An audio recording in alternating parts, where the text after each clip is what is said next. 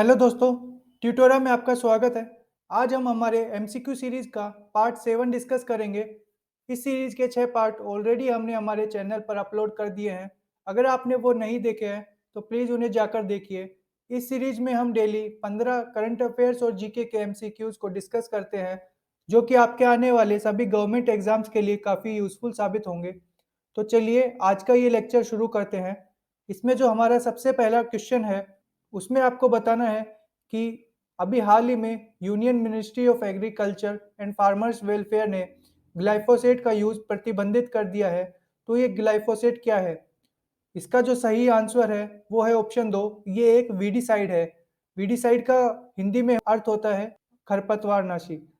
सरकार के नोटिफिकेशन के अकॉर्डिंग पेस्ट कंट्रोल ऑपरेटर्स के अलावा कोई भी व्यक्ति इस ग्लाइफोसेट को यूज नहीं कर सकता। ग्लाइफोसेट के कारण ह्यूमन बींग्स और एनिमल्स को गंभीर हेल्थ प्रॉब्लम्स भी हो सकती है, जिसमें जेनेटिक डैमेज और कैंसर जैसी गंभीर बीमारियां भी शामिल है। इस ग्लाइफोसेट को भारत में टी क्रॉप के लिए और ऐसे नॉन क्रॉप एरियाज में वीड्स यानी खरपतवार को कंट्रोल करने के लिए ही अप्रूव किया गया था। लेकिन सरकार के आंकड़े ये दिखाते हैं कि इसका कंजप्शन ऐसे राज्यों में सबसे ज़्यादा है जहां पर टी क्रॉप्स नहीं उगाई जाती है, जैसे कि उत्तर प्रदेश, जो कि देश में ग्लाइफोसेट के ओवरऑल कंजप्शन में 89% कंज्यूम करता है। ग्लाइफोसेट भारत के 6 राज्यों के साथ दुनिया भर के 35 देशों में बैन किया गया है या फिर इसका उपयोग सीवियरली रेस्ट्रिक्ट किया गया है। इसके बाद अगला क्वेश्चन है कि नासा का मिशन इनसाइट लैंडर, जो कि अपनी एनर्जी खत्म कर रहा है और कुछ समय में ये काम करना बंद कर देगा, तो ये इनमें से किसे स्टडी करने के लिए लॉन्च किया गया था? इसका जो सही आंसर है वो है ऑप्शन 2, ये मार्स को स्टडी करने के लिए मई 2018 में लॉन्च किया गया था। तो अभी इसके जो सोलर पैनल्स हैं, जिसके ज़रिए ये सूरज की रोशनी से एनर्जी जनरेट करता है और ऑपरेट करता है, उस सोलर पैनल्स पर डस्ट जमा होने के कारण ये अपनी सोलर एनर्जी नहीं बना पा रहा और ये कुछ समय में ऑपरेट करना बंद कर देगा। इस इनसाइट की फुल फॉर्म है interior exploration using seismic investigations, geodesy and heat transport. ये पहला आउटर स्पेस रोबोटिक एक्सप्लोरर था जिसे मार्स के इंटीरियर स्ट्रक्चर को स्टडी करने के लिए भेजा गया था। इसने अभी तक 1300 से ज़्यादा मार्स क्वेक यानी मार्स पे आने वाले भूकंपों को डिटेक्ट किया है। तो इसके बाद हमारा अगला क्वेश्चन है कि इनमें से किस ऑर्गेनाइजेशन ने अभी हाल ही में एडेप्टेशन गैप रिपोर्ट 2022 लॉन्च की है? इसका जो सही आंसर है वो है option 1, United Nations Environment Programme. इस रिपोर्ट में यूएनईपी ने बताया है कि 2022 में क्लाइमेट अडेप्टेशन के लिए सिर्फ 29 बिलियन डॉलर का ही फंड दिया गया था, जबकि डेवलपिंग देशों को 2030 तक हर साल 160 से 340 बिलियन डॉलर की जरूरत है, जो और ये जरूरत 2050 तक हर साल 315 से 565 बिलियन डॉलर तक पहुंच जाएगी। तो इस फंडिंग की कमी को इस रिपोर्ट ने हाईलाइट किया है। इसके बाद हमारा अगला क्वेश्चन है कि आपको 2 स्टेटमेंट दिए गए हैं इंटरनेशनल ड्रोट रेजिलियंस अलायंस के लिए। तो आपको ये बताना है कि इनमें से कौन-सा स्टेटमेंट सही है। पहला स्टेटमेंट है कि अभी हाल ही में 30 देशों और 20 ऑर्गेनाइजेशंस ने मिलकर इस अलायंस को लॉन्च किया था, जिसको लीड किया था स्पेन और इंडिया ने। दूसरा स्टेटमेंट है कि इसका उद्देश्य बढ़ते हुए ड्रोट के खतरों से दुनिया कैसे टैकल करे और सूखे के समय किए जाने वाले इमरजेंसी रिस्पॉन्स से आगे बढ़कर एक लॉन्ग टर्म के लिए रेजिलियंस प्लान डेवलप करे। उसके लिए जो चेंज लाना है, उसके लिए इसे लॉन्च किया गया है। तो इसका जो सही आंसर है वो है ऑप्शन बी, क्योंकि सिर्फ दूसरा स्टेटमेंट यहाँ पे सही है। पहले स्टेटमेंट में इसे स्पेन और इंडिया ने लीड नहीं किया था, बल्कि इसे स्पेन और सेनेगल ने लीड किया था। इसे UN Convention to Combat Desertification यानी यूएनसीसीडी के सपोर्ट से लॉन्च किया गया है। इस अलायंस के जो मेंबर कंट्रीज हैं वो एक दूसरे को आने वाले फ्यूचर ड्रोट से बेटर प्रिपेयर करने में मदद करेंगी। आईपीसीसी के एक एस्टिमेट के अकॉर्डिंग 2050 तक दुनिया के हर 4 में से 3 व्यक्ति पानी की कमी की समस्या से जूझ रहे होंगे या फिर वो सूखे की समस्या से पीड़ित होंगे। इंडिया इस अलायंस का भी पार्ट नहीं है। इसके बाद हमारा अगला क्वेश्चन है कि आपको 2 स्टेटमेंट दिए गए हैं फर्स्ट मूवर्स कोalition के। आपको ये बताना है कि कौन सा स्टेटमेंट सही है। पहला स्टेटमेंट है कि ये एक इंटर गवर्नमेंटल ऑर्गेनाइजेशन है जिसे इजिप्ट में COP 27 में लॉन्च किया गया था। दूसरा स्टेटमेंट है कि इसे 8 ऐसे इंडस्ट्रीज को डीकार्बोनाइज करने के उद्देश्य से लॉन्च किया गया था जो कि हाईली कार्बन एमिटिंग है और उनके कार्बन एमिशन को कम करना काफ़ी मुश्किल है। इसका जो सही आंसर है कि हमारा दूसरा स्टेटमेंट ही सही है। पहला स्टेटमेंट गलत है क्योंकि ये एक इंटर गवर्नमेंटल ऑर्गेनाइजेशन नहीं है, बल्कि ये 65 प्राइवेट सेक्टर कंपनीज का एक ग्रुप है जिसका उद्देश्य 8 हाईली कार्बन एमिटिंग इंडस्ट्रीज को डीकार्बोनाइज करना है। ये 8 सेक्टर हैं: aviation, shipping, steel, trucking, aluminium, carbon dioxide removal technologies, cement sector और कंक्रीट सेक्टर। 2021 में आयोजित COP26 में पहले 4 सेक्टर्स के लिए इस कोalition ने ऑलरेडी कमिटमेंट कर दी थी। अगले 2 सेक्टर्स एल्यूमिनियम और कार्बन डाइऑक्साइड रिमूवल टेक्नोलॉजीज के लिए 2022 में मई महीने में आयोजित वर्ल्ड इकोनॉमिक फोरम के एनुअल मीटिंग में कमिटमेंट की गई थी और अब नवंबर 2022 में आयोजित COP27 में इस कोalition ने फाइनल 2 सेक्टर्स सीमेंट और कंक्रीट के लिए $12 बिलियन कमिट किए हैं ताकि इन 2 सेक्टर्स को भी डीकार्बोनाइज करने में मदद की जा सके। इसके बाद हमारा अगला क्वेश्चन है कि अभी हाल ही में 9 देशों ने ग्लोबल ऑफशोर विंड अलायंस को ज्वाइन किया है। ये इनिशिएटिव इनमें से किस देश के द्वारा इंटरनेशनल रिन्यूएबल एनर्जी एजेंसी और ग्लोबल विंड एनर्जी काउंसिल के साथ मिलकर लॉन्च किया गया था? इसका जो सही आंसर है वो है ऑप्शन 2, डेनमार्क। इसका उद्देश्य 2030 के अंत तक 380 गीगावाट की installed offshore wind energy capacity को डेवलप करना। ऑफशोर विंड फार्म्स समुद्री तट रेखा से मिनिमम 200 नॉटिकल माइल्स दूर और समुद्र की सतह से लगभग 50 फीट गहरे स्थित होते हैं। इसके बाद अगला क्वेश्चन है कि अभी हाल ही में साइंटिस्ट ने एटेलोपस नाम के एम्फीबियस जीव की 32 स्पीशीज को फाउंड किया है जो कि एक समय पर एक्सटिंक्ट माना जाता था। तो ये एटेलोपस इनमें से कौन सी एक स्पीशीज का प्रकार है?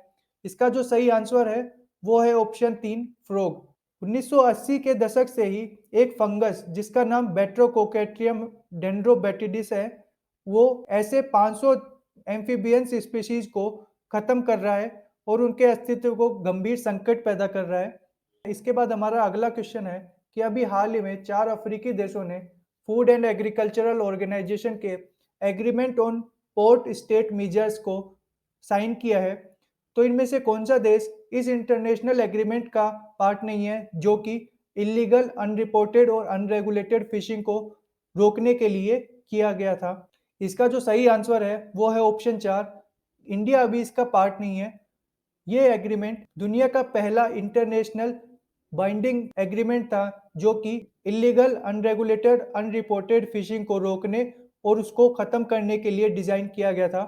और इस एग्रीमेंट के तहत ऐसे फॉरेन वेसल्स को एक्सेस मना किया जाता है जो कि ऐसी इलीगल फिशिंग में लिप्त होते हैं। ये एग्रीमेंट जून 2016 में फोर्स में आया था। एक अनुमान के मुताबिक इस इलीगल, अनरिपोर्टेड, अनरेगुलेटेड फिशिंग के जरिए हर साल 11 से 26 मिलियन टन फिश का लॉस होता है जिसकी एस्टिमेटेड इकोनॉमिक वैल्यू है $10 बिलियन से $23 बिलियन। तो इसके लिए ऐसे एग्रीमेंट में ज़्यादा से ज़्यादा लोगों को शामिल होना चाहिए और ऐसी फिशिंग पर रोक लगानी चाहिए। इसके बाद यूएन के सस्टेनेबल डेवलपमेंट गोल्स के तहत 2020 तक इस इलीगल, अनरिपोर्टेड, अनरेगुलेटेड फिशिंग को रोकना और उसे खत्म करना था, लेकिन इस गोल को अचीव करने के लिए दुनिया फेल रही है। ये अकेला ऐसा एक गोल था जिसे अचीव करने के लिए 2020 को टारगेट रखा गया था, जबकि दूसरे सस्टेनेबल डेवलपमेंट गोल्स को पाने के लिए 2030 को टारगेट रखा गया है। इसके बाद हमारा अगला क्वेश्चन है कि अभी हाल ही में इजिप्ट में आयोजित COP27 में इनमें से किस ऑर्गेनाइजेशन ने sustainable food cold chains opportunities, challenges and the way forward report launch की है? इसका जो सही आंसर है वो है ऑप्शन 2, यूएनईपी। ये रिपोर्ट यूएनईपी ने फूड एंड एग्रीकल्चरल ऑर्गेनाइजेशन के साथ मिलकर लॉन्च की है, जिसमें उन्होंने नेशनल कूलिंग एक्शन प्लान को डेवलप करने और फूड प्रिजर्वेशन के लिए कोल्ड चेन डेवलप करने के लिए काफ़ी सारी रिकमेंडेशंस दी हैं।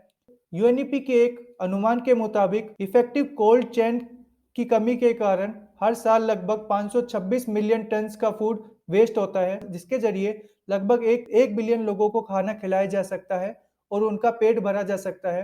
अभी फ़िलहाल दुनिया भर में 811 मिलियन पीपल भूखे पेट रहते हैं और 3 बिलियन लोग ऐसे हैं जो एक हेल्थी डाइट अफ़ोर्ड नहीं कर पाते हैं। एफएओ के मुताबिक जो ये फूड वेस्टेज होता है और फूड लॉस होता है, वो दुनिया भर के ग्रीन हाउस गैस एमिशन का 8 से 10% कंट्रीब्यूट करता है। तो इसकी वजह से भी फूड लॉस को कम करना और कोल्ड चेन्स को डेवलप करना ज़रूरी हो जाता है। इसके बाद हमारा अगला क्वेश्चन है कि इंडिया ने अभी हाल ही में मैंग्रोव अलायंस फॉर क्लाइमेट को जॉइन किया है। तो इनमें से किस कंट्री ने इस अलायंस को लॉन्च किया था? इसका जो सही आंसर है वो है ऑप्शन 1 यूएई। इस मैंग्रोव अलायंस फॉर क्लाइमेट को यूएई और इंडोनेशिया ने मिलकर कोप 27 में लॉन्च किया था, जो कि एक इंटर गवर्नमेंटल अलायंस है, यानी ये सरकारों के बीच की गई अलायंस है। इसका उद्देश्य है कि जो मैंग्रोव इकोसिस्टम्स हैं, उनको कंज़र्व करना और उनको रिस्टोर करना। इंडिया इस अलायंस को जॉइन करने वाले पहले 5 देशों में शामिल है, जिसमें इंडिया के अलावा हैं ऑस्ट्रेलिया, जापान, स्पेन और श्रीलंका। इंडिया की लगभग 30% कोस्टलाइन पर मैंग्रोव फॉरेस्ट पाए जाते हैं और इंडिया का लगभग 50% मैंग्रोव फॉरेस्ट अकेले सुंदरवन में स्थित है। इसके बाद हमारा अगला क्वेश्चन है कि इनमें से किसे अभी हाल ही में इंडियन ओलंपिक एसोसिएशन के नए प्रेसिडेंट के तौर पर सेलेक्ट किया गया है? इसका जो सही आंसर है वो है ऑप्शन 2 पीटी उषा जी को। पीटी उषा जी को फेमसली पैयोली एक्सप्रेस के नाम से भी जाना जाता है और ये पहली महिला प्रेसिडेंट बनी है इंडियन ओलंपिक एसोसिएशन की। ये इस नेशनल ओलंपिक कमेटी को चेयर करने वाली पहली ओलंपियन और एक इंटरनेशनल मेडलिस्ट भी होंगी। इंडियन ओलंपिक एसोसिएशन के बारे में कुछ जानते हैं। इंडिया ने पहली बार 1900 में आयोजित पेरिस में ओलंपिक्स में पार्टिसिपेट किया था, जिसमें इंडिया को नॉर्मन पिचार्ड ने रिप्रेजेंट किया था। Indian Olympic association society registration act 1860 के तहत रजिस्टर्ड एक नॉन प्रॉफिट ऑर्गेनाइजेशन है। 1927 में इसकी स्थापना की गई थी और जो इसके फाउंडिंग प्रेसिडेंट थे, यानी पहले प्रेसिडेंट थे, वो थे सर दोराबजी टाटा और इसके जो सेक्रेटरी बने थे वो थे एजी नोरेहन। इसके बाद जो अगला क्वेश्चन है कि इनमें से किस रेलवे स्टेशन ने अभी हाल ही में 2022 का यूनेस्को एशिया पैसिफिक का cultural heritage conservation award receive किया है? इसका जो सही ऑप्शन है वो है ऑप्शन 3 बायकुला रेलवे स्टेशन। ये रेलवे स्टेशन मुंबई में स्थित है और इसको 1853 में बनाया गया था। अभी हाल ही में आभा नारायण लांबा एसोसिएट ने अपने सीएसआर यानी कॉर्पोरेट सोशल रिस्पॉन्सिबिलिटी के तहत इसे सेंट्रल रेलवे के साथ मिलकर इसे अपनी ओरिजिनल गॉथिक हेरिटेज और आर्किटेक्चरल ग्लोरी में रिस्टोर किया था, तो इसी के चलते इसे ये अवार्ड दिया गया है। इसके बाद हमारा अगला क्वेश्चन है कि इनमें से किसे नेशनल लीगल सर्विस अथॉरिटी का नया एग्जीक्यूटिव चेयरमैन अपॉइंट किया गया है? इसका जो सही ऑप्शन है वो है option 2 Sanjay Kishan Kaul. National legal service authority को लीगल सर्विसेज अथॉरिटी एक्ट 1987 के तहत बनाया गया था। भारत के चीफ जस्टिस इस नालसा के पैट्रोन ऑन चीफ होते हैं और कन्वेंशन के अकॉर्डिंग जो सुप्रीम कोर्ट का दूसरा सबसे सीनियर जज होता है, उसे इसका एग्जीक्यूटिव चेयरमैन नियुक्त किया जाता है। इस नालसा की स्थापना समाज के वीकर सेक्शंस को फ्री लीगल सर्विस प्रोवाइड करने और जो डिस्प्यूट्स हैं उनको आसानी से सुलझाने के लिए लोक अदालतों को ऑर्गेनाइज करना है। इसके बाद हमारा अगला क्वेश्चन है कि इनमें से किस स्टेट गवर्नमेंट ने अभी हाल ही में गॉडेस भुवनेश्वरी का एक ऑफिशियल चित्र फाइनलाइज किया है, जिसे उस राज्य में मदर गॉडेस के तौर पर भी पूजा जाता है? इसका जो सही आंसर है वो है ऑप्शन 3 कर्नाटका। इस इमेज को बेंगलोर के आर्टिस्ट के सोमशेखर ने बनाया था और अब इसे स्टेट के सभी ऑफिशियल पर्पज के लिए यूज किया जाएगा। गॉडेस भुवनेश्वरी, जिसे कन्नडम्बे भी कहा जाता है, उसे राज्य भर में पूजा जाता है और स्पेशली कर्नाटका के स्टेट फॉर्मेशन डे जो कि 1 नवंबर को मनाया जाता है, उसमें विशेषकर इसे वर्शिप किया जाता है। इसके बाद हमारा अगला क्वेश्चन है कि इंटरनेशनल जगुआर डे इनमें से किस दिन को सेलिब्रेट करते हैं? इसका जो सही ऑप्शन है वो है ऑप्शन 2 29 नवंबर को। इसका उद्देश्य जगुआर द्वारा फेस किए जा रहे थ्रेट्स को रोकना और इसके इफेक्टिव कंजर्वेशन के लिए लोगों को अवेयर करना। जगुआर कैट स्पीशीज में तीसरा सबसे बड़ा प्रीडेटर है दुनिया में और ये अमेजन रेन फॉरेस्ट में पाई जाने वाली एक इम्पोर्टेंट स्पीशीज है। इसका जो साइंटिफिक नाम है वो है पैंथेरा ओंका। जगुआर लेपर्ड से अलग होता है। इसे इसकी स्किन पर मौजूद रोजेट्स यानी काले गोल धब्बों में मौजूद स्पॉट्स से अलग पहचाना जा सकता है। जहां दूसरी कैट स्पीशीज पानी में तैरना अवॉइड करती हैं, वहीं जैगुआर अच्छे स्विमर होते हैं, यानी अच्छे तैराक होते हैं। इसी के साथ आज का हमारा ये लेक्चर खत्म होता है। अगर आपको ये लेक्चर अच्छा लगा है तो प्लीज़ हमारे इस वीडियो को लाइक करना और हमारे चैनल को सब्सक्राइब करना। तो मिलते हैं आपसे अगले लेक्चर में कुछ और करंट अफेयर्स एमसीक्यूज के साथ। धन्यवाद। जय हिंद।